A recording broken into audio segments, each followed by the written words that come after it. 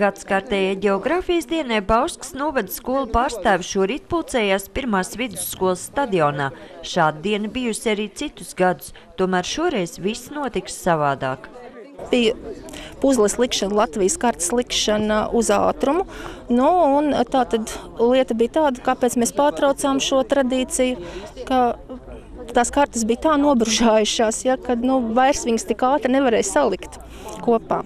Tāpēc mēs izdomājam tādu vairāk prasmi bērniem iet dabā, prasmi orientēties tātad, un kopā ar komandu tad veidot šo saskarsmi.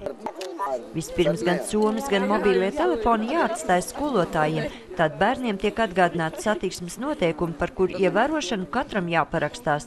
Katra komanda saņem Bauskas karti un aploksni ar 7 melnbaltām fotogrāfijām, pēc kurām jāatrod objekti. To, ka tas nebūs viegli, atzīst ne tikai novada, bet arī pilsētas bērni, jo ikdienā populārs esot pavisam citas vietas. Es personīgi uz Rīgas ielas dzīvoju, es tā kā pārzinu Rīgas ielu labāk.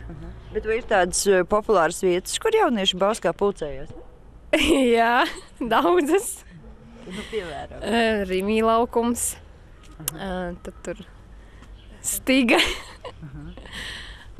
Tā kā uzvarēs komanda, kura nevien atradīs visus objektus, bet izdarīs to visātrāk, skrienošus jauniešus šodien varēja sastapt tik uz soļu. Viens no vieglāk atminamiem objektiem bija Bauskas pils.